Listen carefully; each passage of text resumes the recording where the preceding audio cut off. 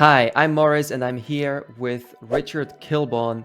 We're going to talk about a process that helps small businesses find out what their customers really need and how that we can offer them the things that make them take action, respond to us, and click our links or sign up or buy from us.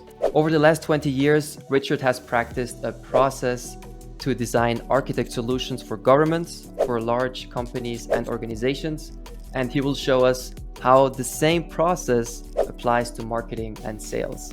Hi Richard, thank you so much for being here today. Maurice, hi, how are you today? So tell us real quick, who are you, what are you doing today, and what was your journey to discovering that process?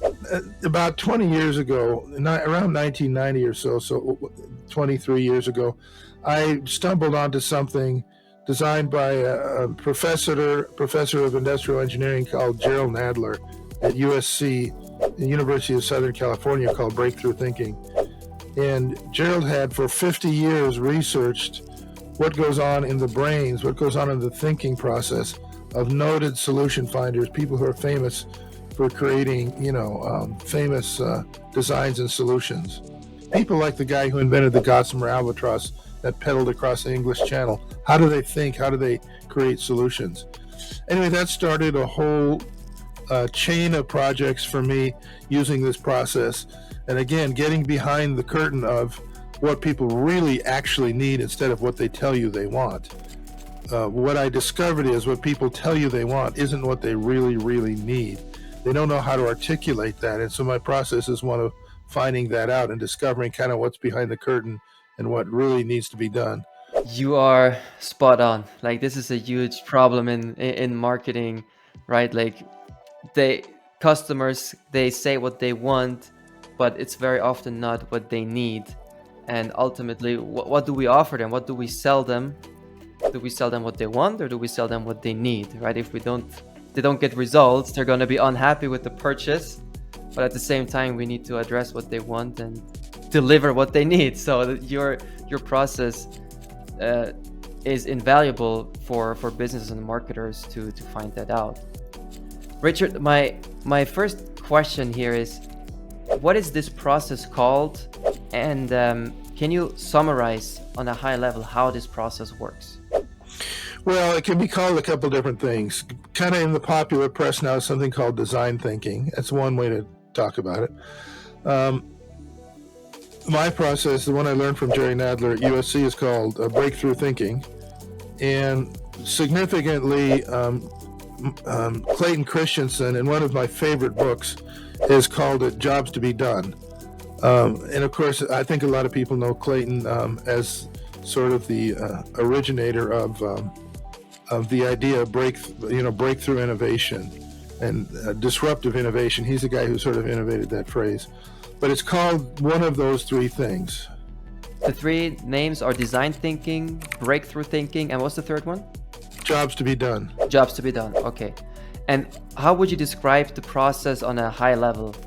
How most people approach solving a design or solving a problem is to analyze it to death, analyze the circumstances, analyze the parts and pieces of it. What creative solution finders do is exactly the opposite of that. They don't dig in and analyze the problem.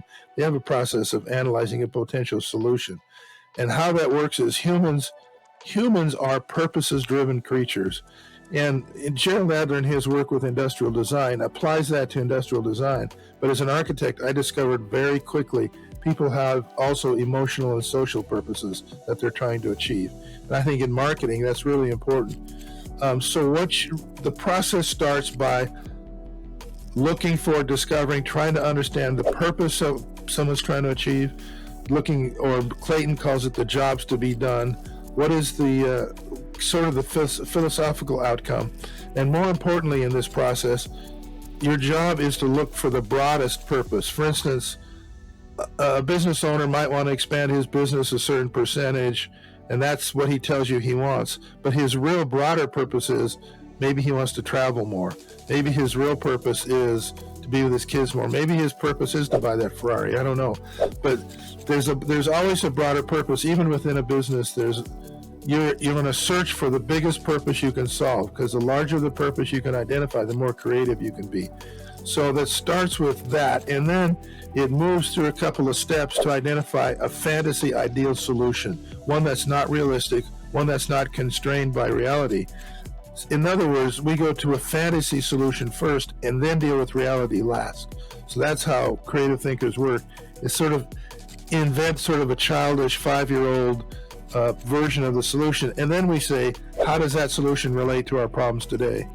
I read your article on LinkedIn, which I found a very illustrative example of how you've applied this process with your son and the school project to potentially win a scholarship. In this article, you wrote about how you used this exact process to build a bridge with your son. Can you summarize this story for us? Yeah, there's an international competition, and what the competition is, they build little small bridges, I don't know, about that big, out of balsa wood, and the competition is to build this bridge and then crush it to see when it breaks, to see how much weight it will hold.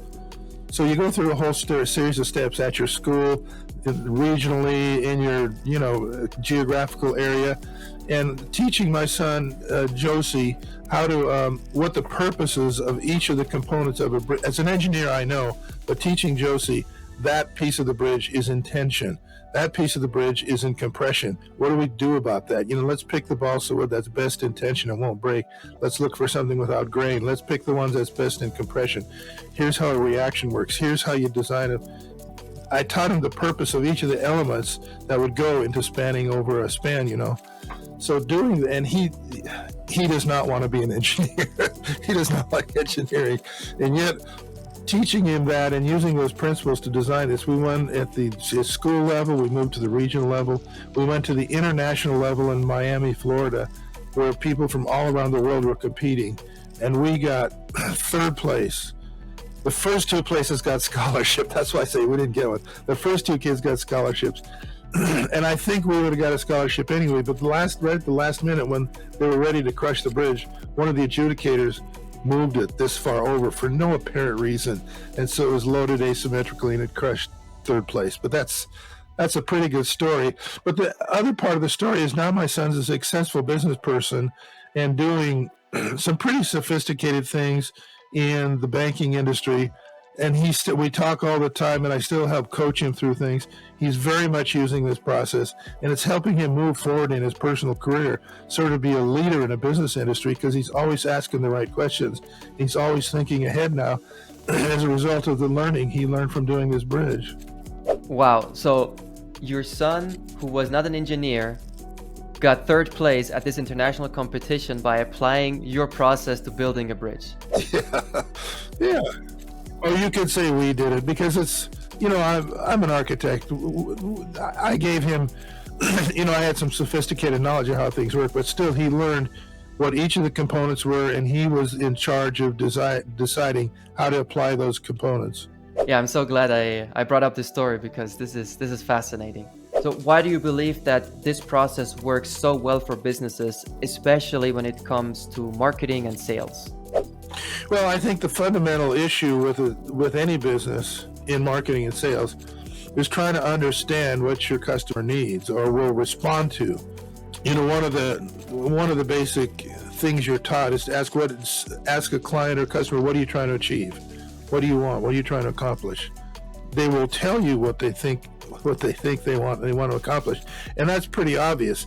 But what they haven't done, your customer, is to broaden their perception of what it is they really, really actually want to achieve. For instance, businesses, it's very popular to create a mission statement with a business. Well, I think mission statements are next to useless. They're so broad and so fuzzy. What you need in a business is not a mission statement, but a whole array and cluster of purposes, a number of things. Purposes that people at the lower level are supposed to achieve, middle level, upper level, and in terms of marketing, you need to understand as many things. Clayton Christensen says this: people in marketing like to go shallow and broad, understand their whole market. But what he says is what you need to do is pick a few people in your market and go very, very deep. Go as deep as you can into what their needs are. And in order to get at that, instead of asking what they want, you need to ask, what's the job to be done? What's the outcome we're trying to achieve? What are your purposes? What are your motivators? What are your drives? Really are you going after? Because what they want might not be the best. If you understand their motivators and their drives, you can help design a better solution than they would have done on their own. I really like that, especially for me as a full-time marketer. Can we play through a little thought experiment, Richard? Sure. So let's take a small design engineering firm, for example. And they have like 7 to 10 employees, that kind of size. How would you use your process to help them get clients? Well, that's a good question. I mean, as an architect, you do something called a request for proposal. A company will send out what's called an RFP, and they'll describe what they're trying to achieve and what their outcome is. They'll describe it in a lot of detail, and then you have to compete to get that job.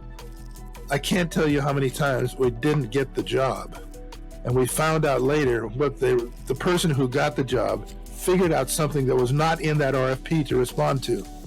Somehow they discovered a higher level need, or a need that was off to the side, that actually won the job.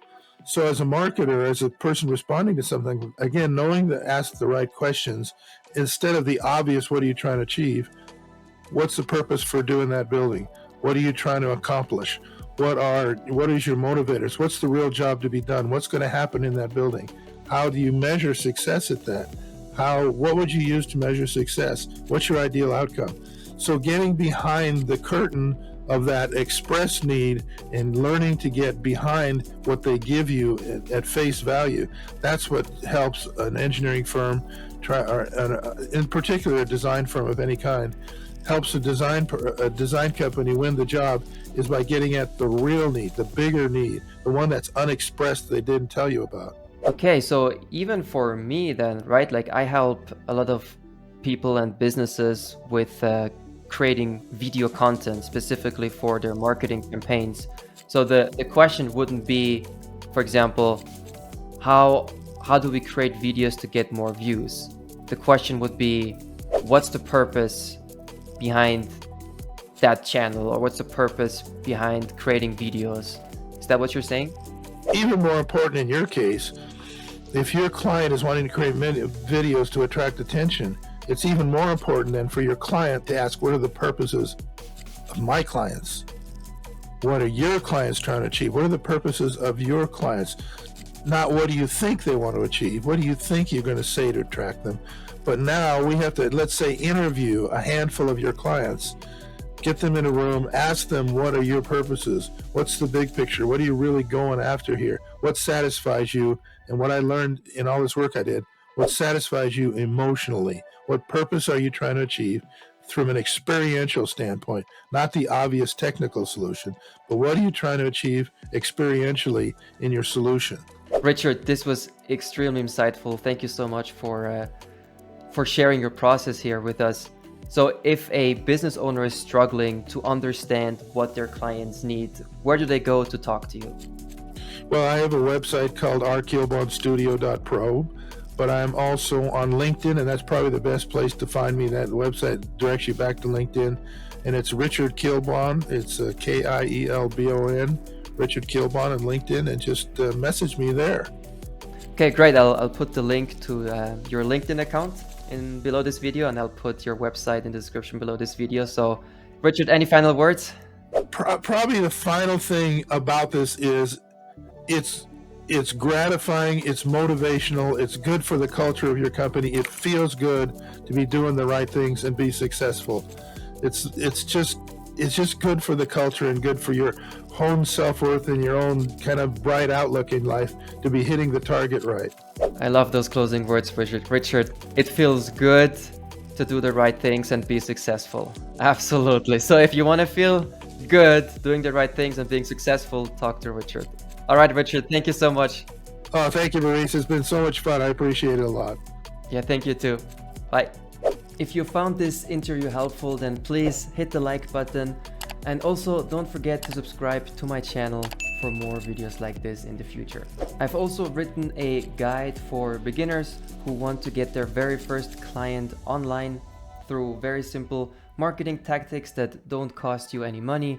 It's the same process that I used to get my first few clients. So if you want to follow that formula, you can download it for free from my website. I link to that guide in the description below this video as well, or you just go to creategrowprofit.com/first client PDF. Thank you so much for watching. My name is Morris, and I hope I will see you in the next video.